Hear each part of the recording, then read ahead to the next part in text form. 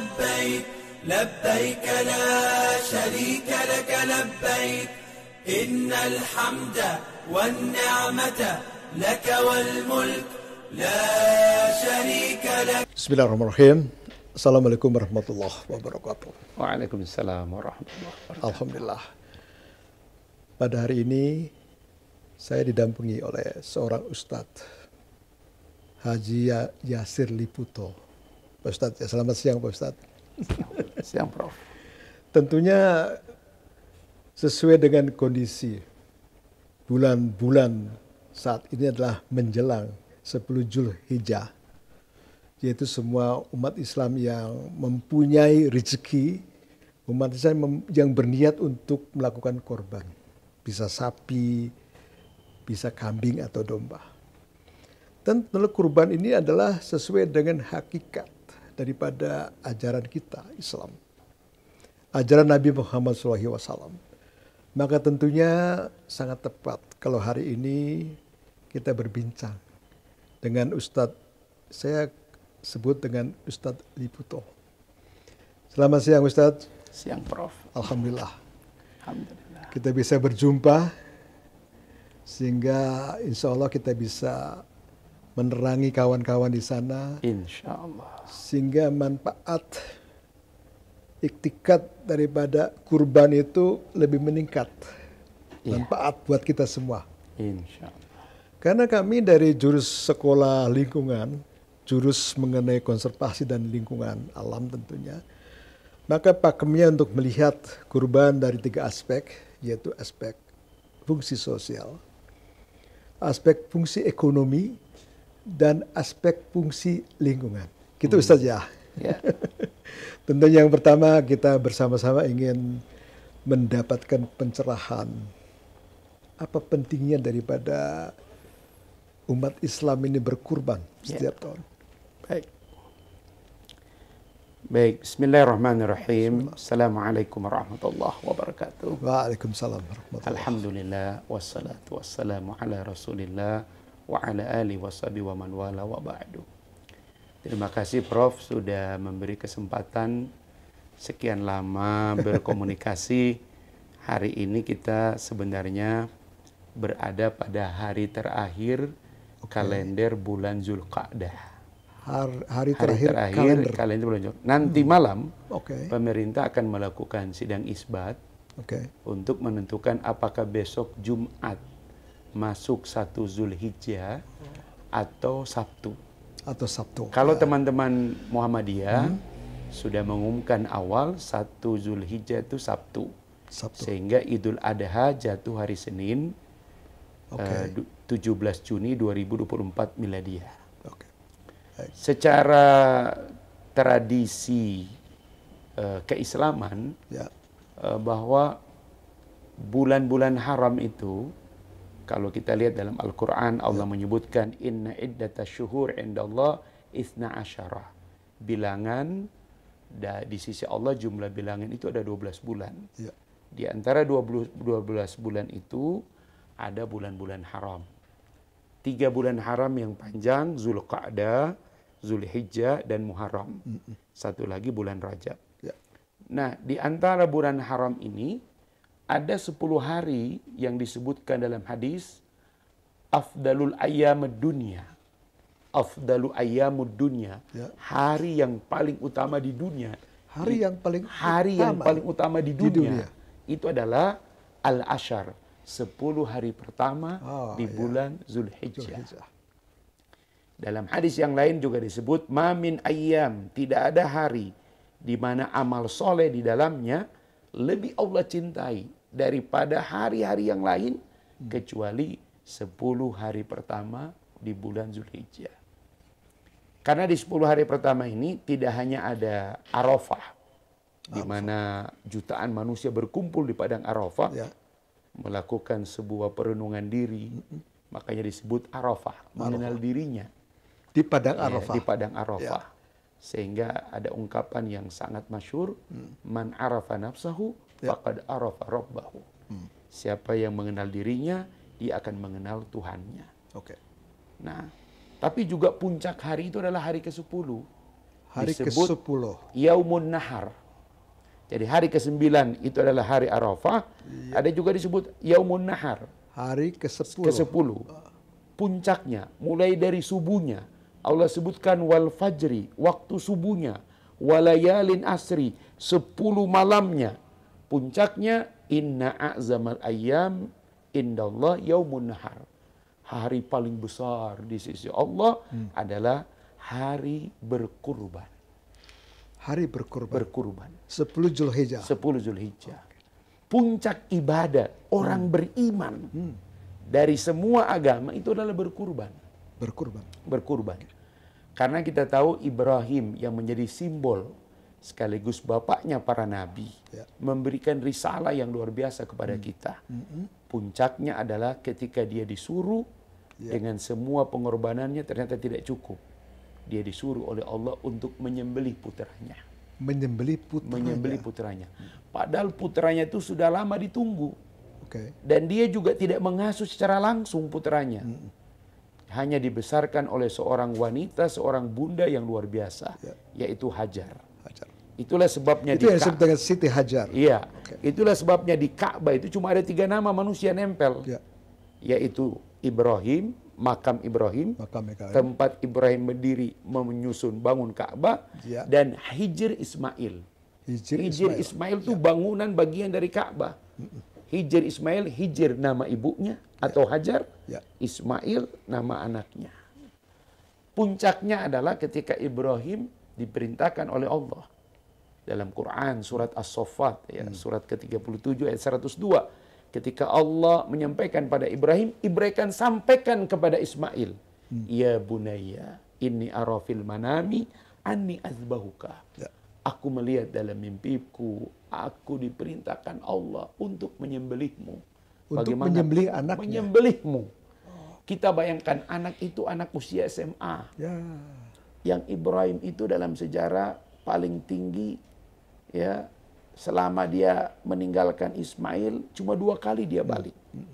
Dan ketika dia balik itu, Ismail sudah besar. Dan dia berkata kepada Ismail, Anni azbahuka, aku diperintahkan Allah untuk menyembelihmu.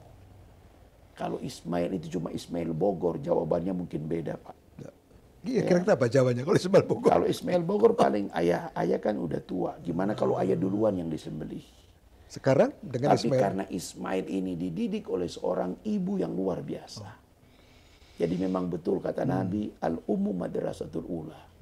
Sekolah pertama seorang anak ada pada ibunya. Hari ini kita menemukan kasus yang tidak mengenakan. Daerahnya tidak jauh dari sini, Tangerang. Seorang ibu melakukan pelecehan kepada anak kandungnya sendiri. Biasanya case-nya adalah seorang ayah. Kita tahulah kasus ayah melakukan itu bukan kita menerima, tetapi kasus itu bukan kasus baru. Tapi kemarin di Tangerang itu sebuah kasus yang mungkin pertama di Indonesia. Seorang ibu melecehkan anak laki-lakinya. Itulah sebabnya seorang ibu itu luar biasa. Justru dengan keterbatasan. Waktu Ibrahim meninggalkan mereka berdua, hanya menyisakan sekantong kulit berisi air dan setenteng kurma. Dan ketika Ibrahim akan meninggalkan, Hajar masih berkata, ya Ibrahim, apakah ini perintah Tuhanmu meninggalkan kami di tempat seperti ini? Kata Ibrahim, iya. Tapi Ibrahim tidak menoleh.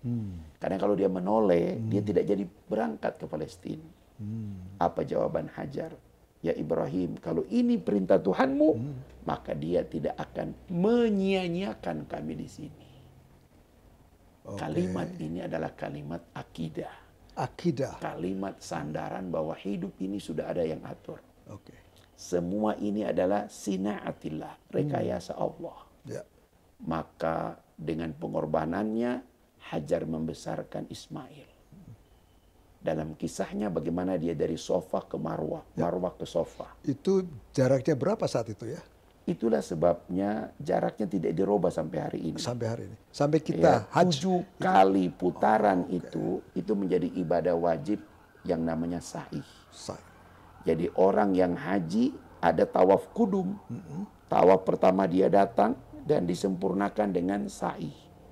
Setelah dia selesai pelaksanaan ibadah haji, ada tawaf ifadah. Ya. Dia melaksanakan tawaf dan melaksanakan sa'i.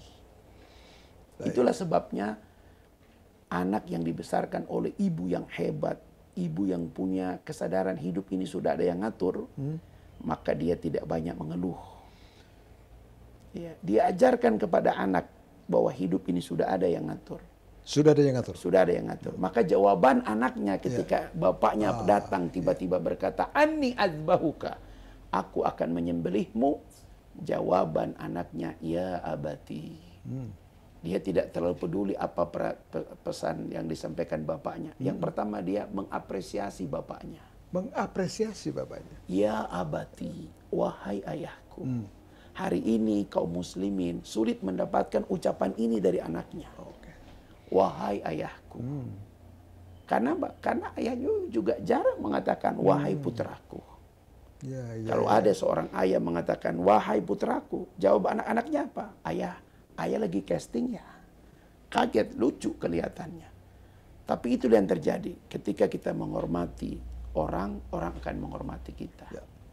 Apa jawaban Ismail? If'al ma tu'mar satajiduni insyaallahu minas sabirin. Kerjakan kalau itu perintah Tuhanmu, mudah-mudahan dengan izin Allah engkau mendapatiku termasuk orang-orang yang sabar. Disitulah puncak ketika Ibrahim akan menyembelih, Allah gantikan Ismail dengan seekor domba yang besar. Untuk kurban. Untuk dikorbankan. Sejak saat itulah setiap tahun seluruh dunia memperingati, melakukan ibadah kurban pada 10 Zulhijjah selesai sholat Idul Adha. Itu hanya mengulangi kisah panjang, kisah besar seorang Ibrahim bersama dengan Ismail. Yang di belakangnya ada seorang wanita yang luar biasa menciptakan keadaan mereka berdua, yaitu seorang ibu yang tangguh, Hajar. Kawan-kawan semuanya, bahwa pada awal tadi Ustadz Liputo menceritakan sesuatu yang sangat penting buat kita semua sebagai umat Islam. Satu contoh pengorbanan dari seorang Ismail dengan ayahnya diperintahkan bahwa Ismail harus disembelih ya Ustadz ya. Yeah. Maka ucapan Ismail luar biasa. Rela. Takwa kepada Allah. Itulah perintah yang paling mulia di dunia ini. Lalu di belakang ada Siti Hajar sebagai ibunya. Suatu contoh yang luar biasa sehingga bagi umat Islam tentunya yang melakukan ibadah haji adalah untuk kembali secara ritual mengingat semua jasa-jasa dari para pendahulu kita yang telah melakukan ibadah yang luar biasa ya Ustaz ya. Yeah. Dengan patuhnya kepada Allah. Kita lanjutkan kepada Ustadz Liputo ini. Ustadz.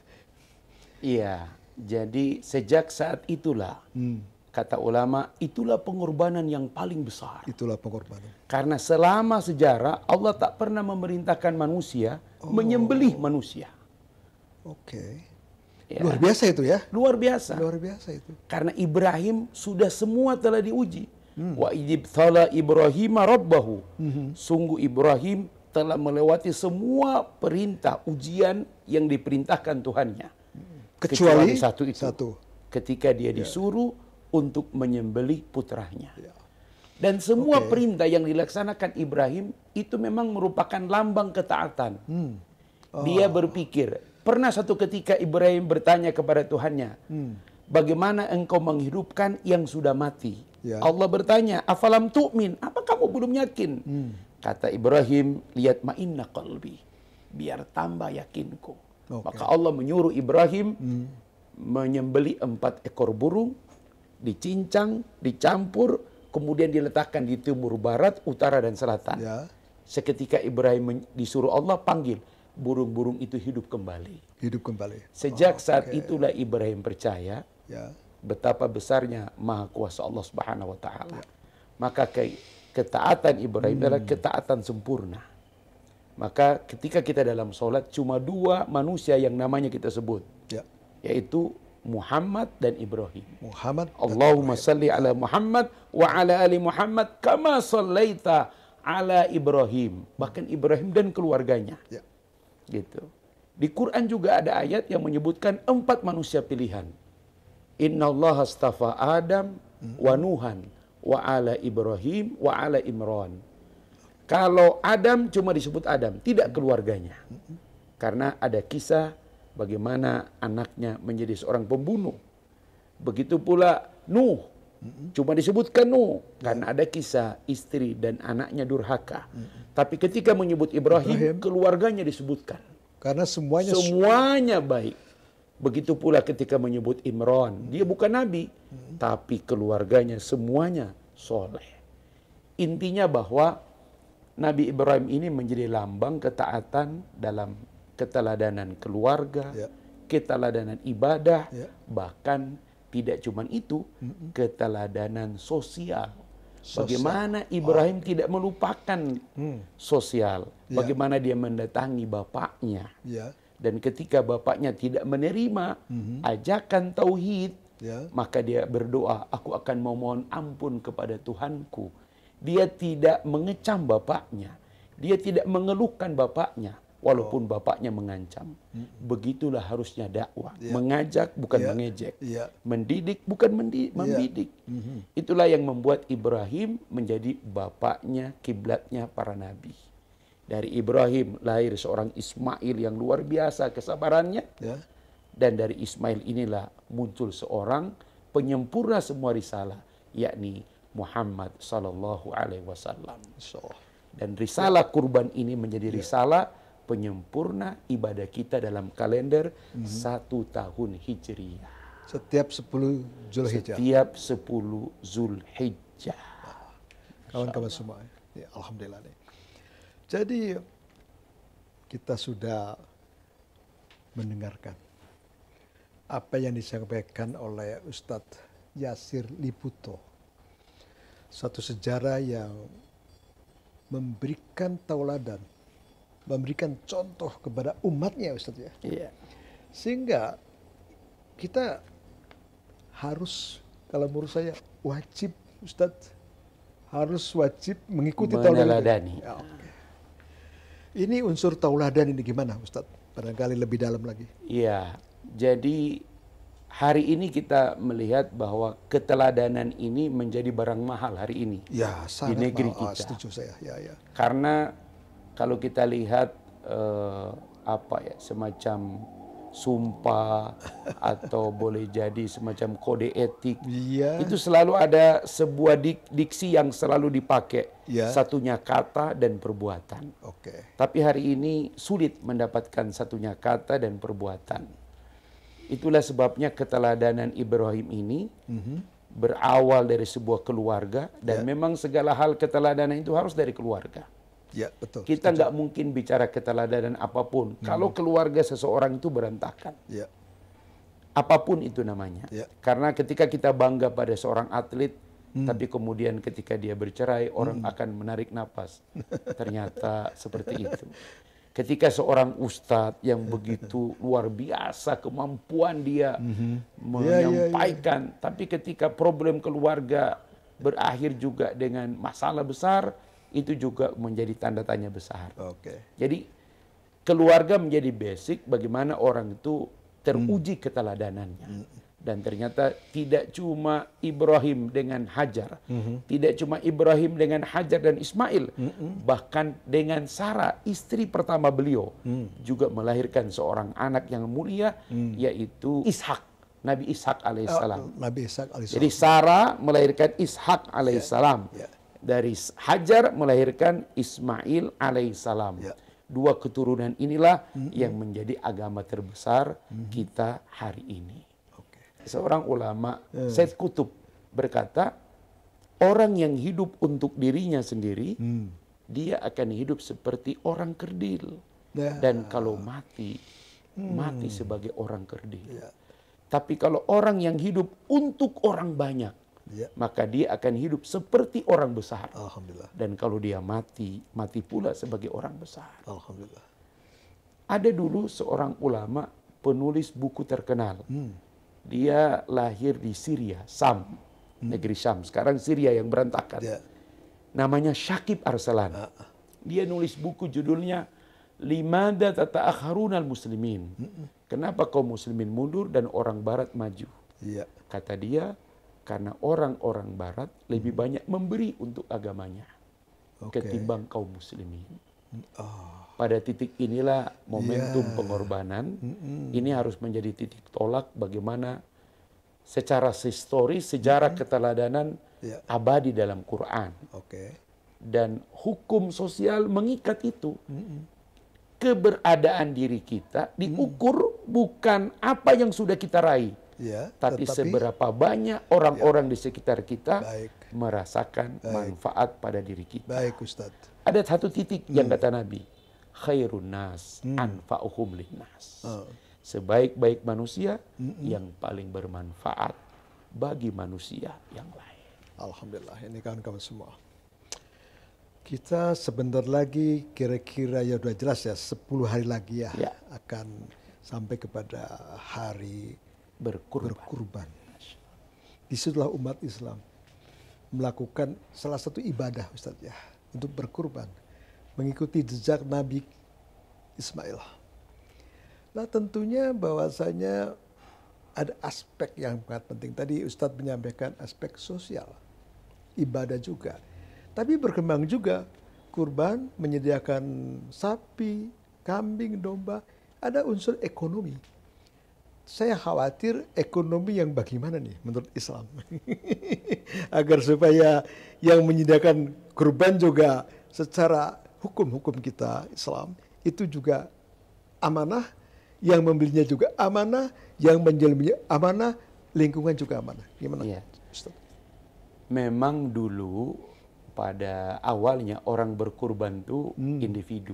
Individu dulunya. Setelah perkembangan masyarakat, maka berkurban lebih efektif itu dikerjakan oleh lembaga. Dan lembaga yang paling dekat dengan kita tentunya adalah keberadaan pengurus masjid. Iya, persis. Ya, jadi kalau Ramadan ada lembaga JIS, zakat, infak, sedekah dan wakaf.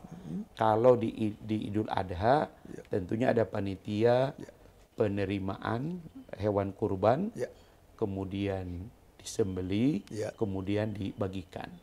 Secara ekonomi ini luar biasa dampaknya. Karena bahkan kalau kita tidak bisa menyediakan, bahkan harus membeli dari luar daerah. Dan biasanya kalau Idul Adha harga juga naik sebagaimana hukum ekonomi naik. Yang penting dalam ketentuan, pertama umur. Umur hewan itu tidak boleh kurang dari setahun kalau domba dan kambing. Masalahnya domba dan kambing tidak punya akte kelahiran. Nah gitu kan. Biasanya teman-teman dari peternakan mengatakan kalau tanduknya sudah bisa dipegang, sudah setahun. Sapi harus 2 tahun ke atas. Adapun unta 5 tahun ke atas. Di kita ini memang ada bukan dilema. Secara sunnah memang berkorban domba itu yang dicontohkan oleh Nabi. Tetapi secara kebiasaan masyarakat kita ketika dibagikan hewan kurban, mereka akan nanya, maaf Pak Haji, ini dagingnya daging apa? Daging kambing. Boleh nggak kalau daging sapi? Bahkan yang lebih parah, orang yang berkorban domba, tapi mintanya daging sapi. Dia sendiri nggak terbiasa memakan itu seperti itu. Itu satu dampak ekonomi yang terjadi pada Idul Kurban. Nah, ketika terjadi COVID, ada fenomena yang bagus, Pak, terutama untuk lingkungan. Kenapa? Karena dilarang berkumpul sehingga seluruh DKM tidak menyembelih di lingkungan masjid, tetapi menyembelihnya di rumah potong hewan. Sekarang sudah begitu, Wan, ya? Harusnya seperti itu. Tetapi tahun kemarin mulai masjid, bahkan tahun sekarang masjid-masjid menyepakati memotong hewan kembali di tempat masing-masing.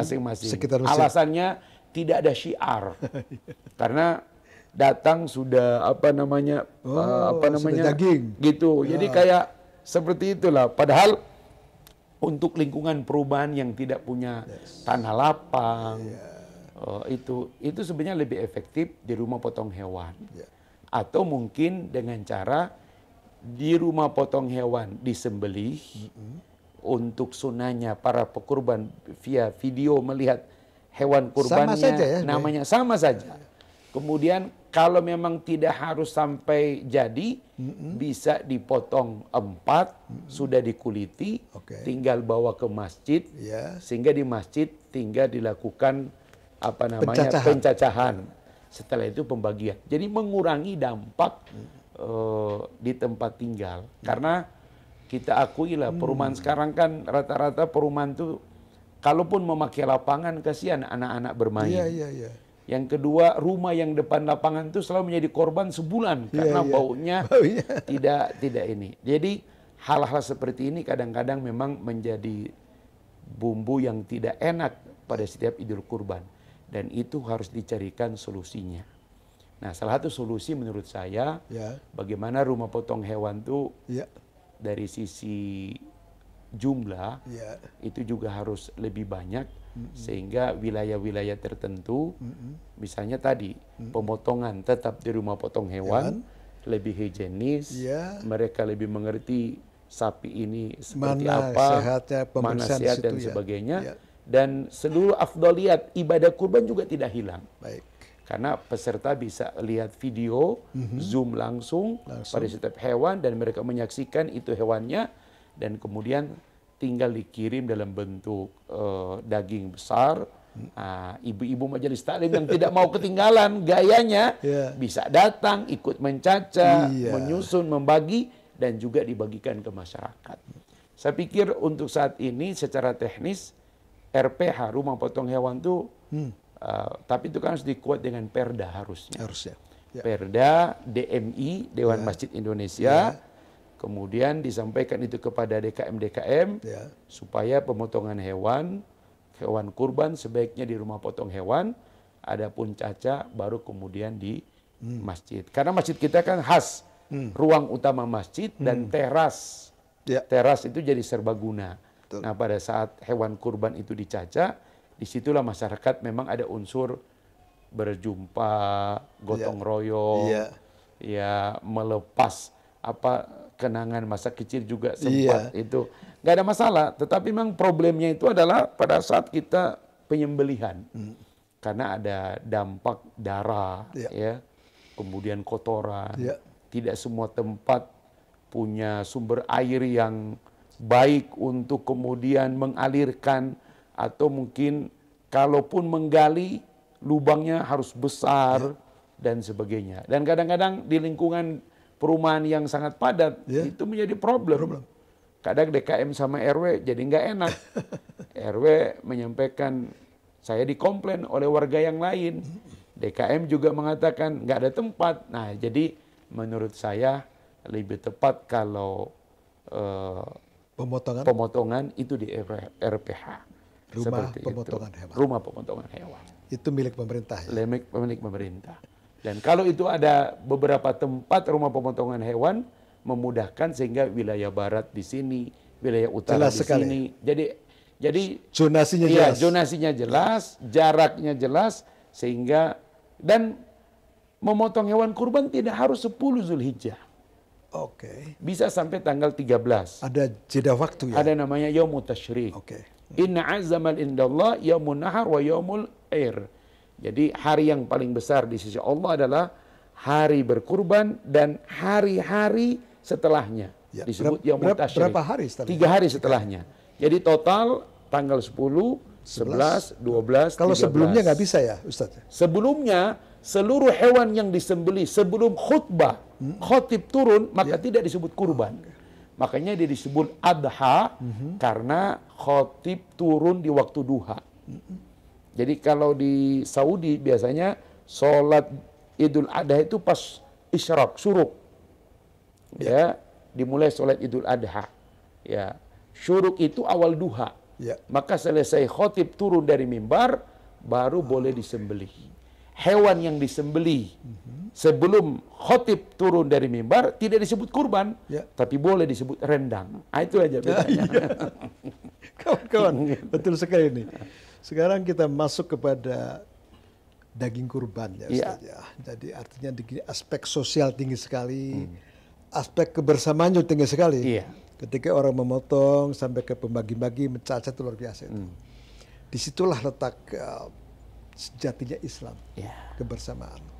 Ustaz, ini bagaimana caranya ya untuk mempertimbangkan siapa-siapa yang mendapatkan jatah atau hak kurban tadi? Ya. Secara umum hewan kurban itu diperuntukkan tidak sama persis seperti zakat. Kalau zakat memang dia sangat ditentukan dengan asnaf. Asnaf itu apa? Asnaf itu artinya yang berhak menerima zakat. Yang dalam Al-Quran surat At-Taubah ayat 60. Tapi intinya dari semua asnaf itu ulama sepakat untuk hewan kurban itu yang tetap berhak mendapatkan adalah yatim fakir miskin. Yatim fakir miskin. Makanya ada ibadah itu kalau sifatnya individu tidak terlalu banyak kecaman. Kita sholat tahajud. Kalau kita nggak sholat tahajud, nggak terlalu banyak kecaman. Karena ibadahnya individu. Itu. Walaupun kadang-kadang ada juga ketika tahajud dia posting. Teduhnya hati ketika malam hari bersama ilahi Robbi. Jadi jadinya bukan tahajud, tetapi takabur. Baru bisa tahajud udah sombong. Tapi kalau ibadah yang ada unsur sosial, ketika orang tidak terlibat, maka ada kecaman. Termasuk kurban. Kata Nabi, waman lahu sa'ah, orang yang punya keleluasaan, punya harta, ada di tempat, falam yudohi, tapi dia enggan berkurban, fala yataqarraba musallana, jangan dekat-dekat ke tempat sholat kami. Begitu ya, sampai begitu Ustaz. Artinya orang ini tidak dianggap daripada kaum muslimin. Bahkan ada satu surat, ketika orang itu tidak peduli dengan unsur sosial, maka dia dianggap bohong agamanya. Nama suratnya Al-Ma'un. Ara'aital ladzi yukadzibu biddin, tahukah kamu orang yang beragama tapi bohong agamanya? Alladzi yad'ul yatim wa la yahuddu ala ta'amil miskin. Yaitu orang yang menelantarkan anak yatim dan membiarkan fakir miskin. Kurban salah satu momentum terbaik kita hadir di tengah-tengah masyarakat. Ketika kita berkurban, Masya Allah, dan hewan kurban itu sebagian besar dibagikan kepada fakir miskin di sekitar kita, maka itu akan menjadi sebuah lambang di mana benar-benar kita rela. Kalau zakat, Pak, kita nggak terlalu, zakat itu kan harta orang yang tercampur pada harta kita langsung atau tidak, kemudian kita keluarkan. Makanya orang yang membayar zakat itu mensucikan harta. Tapi kalau kurban tidak, ini memang uang kita, bukan uang orang. Gelang kita jual, ibu-ibu misalnya, berapa juta dia beli domba, dia ikut sapi, kemudian sepertujuh sapi dari seekor sapi, kemudian dengan itu dia merasakan betul dari panitia mengembalikan kepada dia dalam bentuk sekilo atau 2 kilo, tapi sisanya itu kemudian dibagikan kepada masyarakat. Kenapa daging ini penting? Karena kita akui masyarakat Indonesia mengkonsumsi daging itu masih dalam catatan lebih rendah daripada negara-negara yang lain. Seperti itu. Apalagi kalau kita bayangkan Spanyol, Australia, dan New Zealand, negara yang paling banyak mengekspor domba. Makanya dari sisi spiritual, Nabi mengatakan setiap helai dari domba itu, bulunya ada satu kebaikan. Hari ini tidak ada negara yang bisa menciptakan alat canggih mengukur berapa banyak jumlah bulu satu ekor domba. Maka ketika orang berkorban itu luar biasa. Allah mengapresiasinya. Kemudian ketika disembeli, belum sampai darah itu muncrat ke tanah, Allah sudah menerima pahala orang berkorban itu. Luar biasa. Nah gitulah, makanya disinilah butuh, kalau bicara tentang mustahik, berarti ada by data.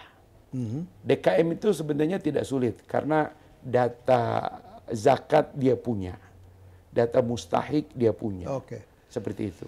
Tetapi karena ini kurban, maka sesungguhnya dia tidak seperti zakat yang lebih spesifik. Bahkan jika di wilayah itu ada non-muslim, juga dalam kehidupan yang kita lihat maka mereka juga boleh dibagikan dari hewan kurban itu. Itu sebagian pendapat para ulama, karena hewan kurban itu for all, untuk semua.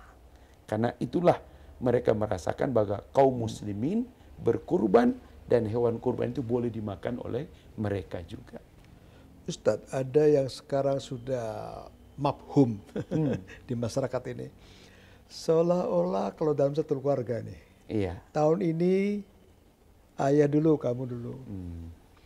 Tahun depannya ibunya, tahun depannya anaknya. Kalau apakah itu menjadi sesuatu yang norma biasa saja? Atau bagaimana dalam ketentuan agama? Ataukah oke lah kalau gitu saya dengan seluruh keluarga nih untuk ngitung sapi, gimana Ustaz? Secara khas Nabi SAW ketika dia menyembelih domba, dia berkata, ini kurbanku, keluargaku, dan umatku. Kata ulama, umatku di sini adalah Nabi sudah berpikir di masa depan ada orang yang nggak akan mampu berkurban. Nah, orang yang tidak mampu berkurban itu sudah diikutkan dengan kurbannya Nabi. Secara fikih, domba itu untuk satu keluarga sebenarnya. Satu domba itu kalau seorang ayah berkorban domba, maka pahalanya untuk satu keluarga. Kalau satu ekor sapi bisa 1/7 orang. 1/7 orang tuh bisa satu keluarga mereka urunan, bisa beberapa keluarga urunan untuk mendapatkan satu ekor sapi. Memang suka ada pertanyaan, mana lebih mulia Ustadz? Kalau dari sisi sunnah, itu menyembelih seekor domba, itu yang dilakukan oleh Nabi. Tapi dari sisi pemanfaatan hari ini, masyarakat kita masih stigma daging kambing itu bagi mereka belum hilang. Daging kambing identik dengan darah tinggi. Daging kambing identik dengan panas. Padahal menurut ahli gizi, daging kambing itu jauh lebih baik ketimbang daging sapi. Nah, disinilah kemudian kadang-kadang saya secara pribadi lebih menyarankan, dan saya selalu berkorban mengikuti 1/7 sapi. Karena masyarakat lebih banyak nanya, ini daging apa Pak? Sapi. Alhamdulillah. Ini daging apa? Kambing. Boleh nggak tukar sapi? Jadi kalau di Indonesia pasti cuma dua itulah, kambing, domba atau sapi, seperti itu. Bahkan di Saudi dengan jumlah jamaah haji jutaan, mereka juga melakukan kurban di sana. Secara teknologi, memang pemotongannya pada 3 hari itu Pak, tidak lebih. Tapi setelah itu ada pengalengan yang super canggih dan bisa dikirim sampai setahun ke wilayah-wilayah negara yang memang sangat minus seperti Afrika dan juga wilayah-wilayah Asia Tengah. Tapi hukumnya sama, itu kurban. Sama. Yang penting nilainya adalah pada 4 hari itu, 10, 11, 12, 13. Ketika dia berkurban, darahnya muncrat, maka sebelum darah itu sampai ke tanah, pahala orang berkurban sudah diterima Allah Subhanahu wa taala. Ustadz, satu hal lagi, ketika kita berkurban untuk menyembelih apapun lah. Kambing atau sapi, maka di akhir nanti kiamat tadi, mereka akan mendoakan kita katanya. Itu gimana tuh statement gitu ya? Memang ada pertanyaan besar, kenapa korban itu yang dijadikan sebagai pengganti Ismail itu adalah domba? Memang dalam Quran disebut dengan istilah bahimatul an'am, binatang ternak. Teman-teman dari peternakan bilang ayam harusnya masuk. Cuma memang orang Arab tidak menganggap ayam itu diternakan. Karena ayam kan seperti bangsa unggas, dia bisa terbang. Jadi yang diternakan memang di sana itu cuma domba, kambing, unta. Gitu. Dan memang dalam struktur hewan, binatang ternak itu paling rendah Pak. Kenapa kurban tidak boleh harimau? Karena memang harimau itu walaupun binatang Pak, tapi dia tidak pernah menerkam anaknya. Dia tidak pernah menyentuh betina yang bukan pasangannya. Dia punya penciuman. Itulah sebabnya keturunannya sedikit. Dan dalam sejarah, harimau tidak pernah memerkosa kancil, sekalipun kancil nggak pernah pakai baju. Artinya apa? Harimau itu binatang tapi kelasnya di atas hewan ternak. Hewan ternak itu dalam Quran dijadikan sebagai lambang ketika manusia diciptakan sempurna, tapi hatinya mati, matanya buta, telinganya tuli, tidak berfungsi melihat arahan perintah Allah, maka Allah menyebut mereka dengan kal an'am. Mereka seperti binatang ternak. Karena binatang ternak itu cuma dua hal. Perut, lapar dia makan, kenyang dia kawin. Jadi kalau manusia cuma mikir perut dan di bawah perut, Quran menyebut mereka seperti binatang ternak. Bahkan balhum adol, bahkan lebih sesat. Kalau lihat kasus ibu-ibu di Tangerang ini, persis seperti ayat Al-A'raf 179. Mereka lebih sesat daripada binatang ternak. Itulah sebabnya binatang ternak inilah yang disembeli. Karena ketika seseorang menyembeli atau menyuruh disembeli binatangnya, maka sifat binatang ternaknya, sifat kebinatangan seperti binatang ternak itu hilang dari dirinya. Dalam ayat Allah sebutkan huwallazi akhraja min butuni ummahatikum la ta'lamuna syai'a. Kamu dulu dikeluarkan dari perut ibumu tidak tahu apa-apa. Allah berikan kamu hati, telinga pendengaran dan mata penglihatan. Nah, ketika tiga ini tidak berfungsi, orang tua dulu sering dipanggil nggak mau, disuruh sholat nggak mau, suruh mandi nggak mau, bantu orang tua nggak mau, keluar ucapan orang tua, dasar binatang. Ada ayatnya boleh menyebutkan karena memang binatang seperti itu. Tapi binatang yang dimaksud di sini adalah binatang ternak. Nah, ketika orang menyembelih hewan itu, maka hewan itu seluruh sifat kebinatangan itu juga tumpah bersama darah yang mengalir. Di hari kiamat orang-orang yang menyembeli atau berkorban, Masya Allah, mereka punya dalam beberapa riwayat, walaupun riwayat ini ada yang menerima, ada juga yang mempertanyakan, akan menjadi kendaraan mereka di sana. Intinya bahwa pahala paling besar dari kurban itu adalah setiap helai bulu pada hewan itu satu kebaikan. Dan kita tidak bisa menghitung berapa banyak kebaikan orang yang berkurban itu. Pada saat yang sama, dia menghilangkan satu sifat yang ada pada manusia, yaitu sifat bakhil. Sifat bakhil. Pelit. Jadi kata Nabi, nggak mungkin orang beriman itu berzina. Karena kalau dia berzina, imannya hilang. Nggak mungkin orang beriman itu mencuri. Pada saat dia mencuri, imannya hilang. Tapi apakah orang beriman pelit? Kata Nabi, iya. Karena memang manusia itu dilahirkan punya potensi. Apa itu? Innal insana khuliqa halu'a. Dia diciptakan berkeluh kesah. Kalau tertimpa kesulitan, mengeluh banget. Tapi kalau dia dapat kebaikan, pelit. Jadi manusia itu punya sifat protection. Kenapa rumah pakai pagar? Kenapa rumah pakai pintu? Supaya orang tidak masuk. Kalau dia punya uang, dia simpan di tas, di dalam dompet, di dalam resleting. Sifat untuk memproteksi apa yang dia miliki, itu yang disebut kikir.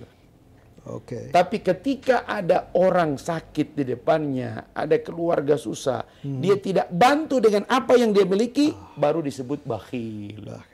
Makanya Nabi berlindung pada Allah bukan dari kikir, tapi dari bakhil. Allahumma inni a'udzubika minal ajzi wal kasal wa minal jubni wal bukhul. Aku berlindung padamu dari rasa tidak mampu, pengecut dan juga bakhil. Begitu, Masya Allah. Baik, Ustadz. Ini akhirnya ujung kita dari uraian Ustadz tadi bahwasanya 10 Zulhijjah sebagai suatu momen yang sangat luar biasa. Kembali kepada kita, hakiki kita sebagai umat Islam, yaitu mari kita hidup bersama, bersedekah secara hati-hati, secara baik, dan itulah hakiki daripada berkurban, Ustaz. Masya Allah. Menjelang 10 Zulhijjah, saya memohon Ustaz memberikan suatu hal yang penting, mungkin doa kepada kita semua, sehingga 10 Zulhijjah nanti, hari Idul Adha, kita diberikan kekuatan, diberikan umur panjang, sehingga menikmati 10 Zulhijjah. Kami persilakan Ustaz. Ya, pada kaum muslimin dimanapun berada, kita berada pada hari-hari terbaik. Hari-hari di mana amal soleh kita paling dicinta Allah. Bahkan ketika sahabat bertanya, walaupun jihad, kecuali orang yang keluar dari rumahnya dengan hartanya, dia berjihad, dia tidak kembali, maka nilainya sama seperti itu. Nah, puncak harinya adalah Yaumun Nahar, hari berkurban. Saat inilah tunjukkan bahwa apa yang ada pada kita itu adalah titipan dari Allah Subhanahu wa taala. Nikmat itu hanya berarti bukan ketika kita miliki, tapi nikmat itu hanya berarti ketika seberapa banyak orang-orang di sekitar kita ikut merasakan nikmat yang dititipkan kepada kita. Pada titik ini Nabi menyebutkan dengan sangat jelas, khairun nas, manusia terbaik, anfa'uhum linnas. Keberadaan diri kita bukan apa yang kita miliki, bukan apa yang kita hafal, apa yang kita lakukan, tapi keberadaan diri kita dirasakan, diukur seberapa banyak orang-orang di sekitar kita merasakan manfaat dari keberadaan diri kita. Siapapun Anda, jangan sampai Anda kalah dengan seorang nenek-nenek tua di Pondok Kopi Jakarta. Diberikan bantuan Pemprov DKI untuk renovasi rumah. Apa kata dia? Umurku tidak terlalu penting untuk renovasi rumah. Tapi kalau saya berikan seekor kurban, kambing, dan saya berkurban, itu lebih baik untuk akhiratku. Alhamdulillah. Pada titik inilah kita kembali pada surat yang sangat pendek, yang hampir semua kaum muslimin menghafal surat ini. Inna a'toina kal kautsar. Fasholli li rabbika wanhar. Sungguh kami telah memberikan padamu nikmat yang banyak. Walaupun nama Al-Kautsar dalam tafsir juga diterjemahkan dengan telaga, ya Rasulullah nanti di yaumil akhir. Tetapi nikmat yang banyak ini, karunia yang banyak, Masya Allah, luar biasa. Allah cuma minta dua. Fasolli, dirikanlah solat dan berkurban. Solat menjadi lambang vertikal kita dengan yang maha kuasa, dan kurban lambang keikhlasan kita bahwa kita tinggal di lingkungan sosial. Alhamdulillah. Dirimu tergantung seberapa banyak bermanfaat bagi orang-orang di sekitar. Luar biasa nih kawan-kawan, sesama muslimin. Ujungnya bahwa kurban walaupun dua menjadi salah satu bagian yang sangat penting. Di samping sholat ya Ustaz. Insya Allah kita akan terus berjuang di dalam Islam ini untuk menegakkan ukhuwah, persaudaraan, rasa persaudaraan di dalam sesama muslim. Terima kasih Ustadz. Masya Allah. Luar biasa. Sama-sama Prof. Siap. Assalamualaikum warahmatullahi wabarakatuh. Salam sejahtera. Terus maju kita sebagai umat muslim.